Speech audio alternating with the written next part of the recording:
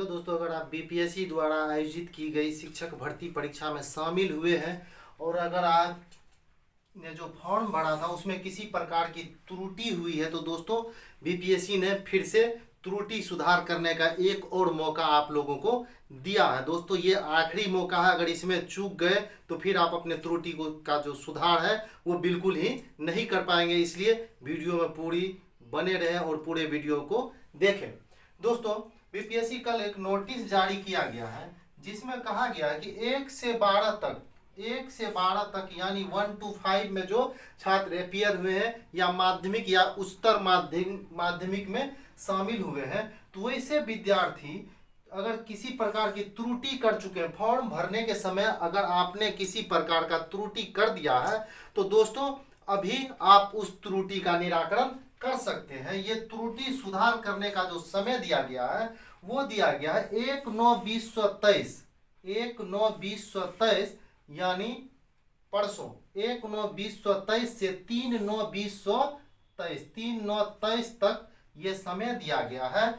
अब देखिए त्रुटि सभी प्रकार के त्रुटि का तो सुधार करने का ऑप्शन नहीं दिया गया है, लेकिन कुछ त्रुटियां जो उसको आप निराकरण उसका कर सकते हैं। जैसे दिव्यांगता, अगर कोई छात्र दिव्यांग है, उनके पास दिव्यांगता का सर्टिफिकेट है और उन्होंने फॉर्म फिलअप करते समय दिव्यांगता वाले ऑप्शन में टिक मार्क नहीं किया है तो दोस्तों इसका सुधार आप कर सकते हैं। दूसरी बात रही जाति की, अगर आप एससी से हैं, ओबीसी भर दिया है तो फिर से जाति में भी आप सुधार कर सकते हैं, अपने कोटि में भी आप सुधार कर सकते हैं। अगर आप ओबीसी से हैं लेकिन गलती से आपने एससी भर दिया है तो उसका भी आप निराकरण कर सकते हैं। पता में अगर आपने किसी प्रकार की त्रुटि की हो तो इसको भी आप एडिट करके, ये भी एडिट होगा और इसको भी आप सुधार कर सकते हैं। वही बात रही, देखिए दोस्तों, जहां से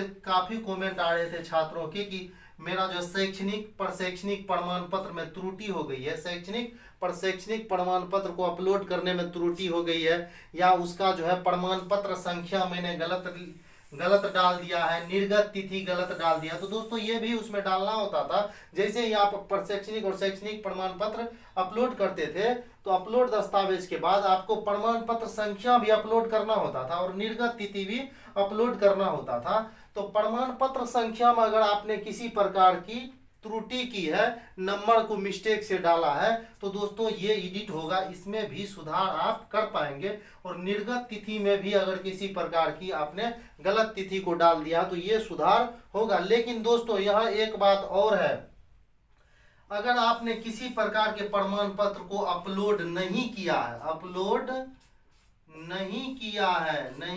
है तो फिर से आप उस प्रमाण पत्र को अपलोड नहीं कर सकते हैं। इसके ऊपर अतुल प्रसाद जी ने प्रेस कॉन्फ्रेंस के माध्यम से ये भी बताया था, ये पूर्णतः एडिट करने का ऑप्शन इसलिए मैं नहीं दे रहा हूं।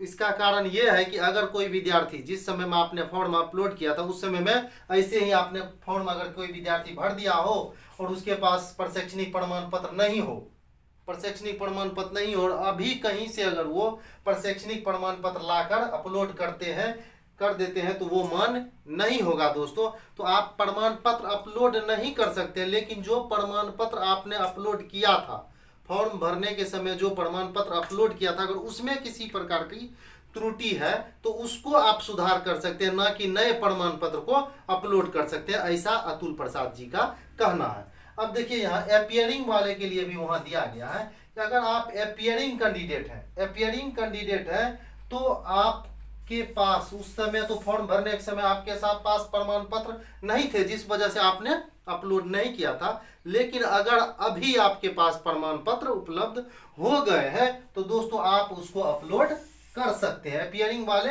अपलोड कर सकते हैं। अन्यथा की स्थिति में जो आपने एडमिट कार्ड दिया था तो दोस्तों उतना ही रहने दें। अब रही बात ये कैसे, तो आपके पास इसको एडिट करने के लिए आपके पास जब आपने फॉर्म भरा होगा तो आपको एक यूजर आईडी और पासवर्ड मिला होगा। तो दोस्तों आप डैशबोर्ड पे जाएंगे और आईडी और पासवर्ड के माध्यम से लॉगिन होंगे और उसके बाद इसको एडिट करके इतना चीज आप सुधार कर सकते हैं। दोस्तों 4 तारीख से माध्यमिक और उच्चतर माध्यमिक का काउंसलिंग होने वाला है, काउंसलिंग कह लीजिए या डॉक्यूमेंट वेरिफिकेशन कह लीजिए, वो होने वाला है। तो दोस्तों अब 1 to 5 के काउंसलिंग के बारे में या डॉक्यूमेंट वेरिफिकेशन कह लीजिए, इसके बारे में अभी तक कोई जानकारी उपलब्ध नहीं है, उसके बारे में बाद में जानकारी दी जाएगी।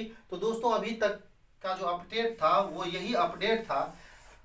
अब दोस्तों मैं पुनः आपसे एक बार फिर कहना चाहता हूं, अगर आपने अभी तक चैनल को सब्सक्राइब नहीं किया तो प्लीज़ चैनल को सब्सक्राइब कर ले, ताकि इसी प्रकार के और जितने भी बीपीएससी से संबंधित हो या शिक्षा से संबंधित कोई भी न्यूज हो उसको प्राप्त करने के लिए दोस्तों चैनल को सब्सक्राइब करके रखें, ताकि आपके पास जल्द से जल्द कोई भी शिक्षा से संबंधित सूचनाएं पहुंच सके। तो आई होप दोस्तों आप लोगों ने अभी तक चैनल को सब्सक्राइब कर लिया हो, और मेरे तरफ से आप लोगों को रक्षाबंधन की ढेर सारी बधाई, शुभकामनाएं। अच्छे से रक्षाबंधन मनाए। ये साल आपका होगा, इस साल में आपको नौकरी निश्चित रूप से मिलेगी दोस्तों। ये शुभकामनाएं मेरी आपके साथ है। तो दोस्तों जय हिंद, जय भारत।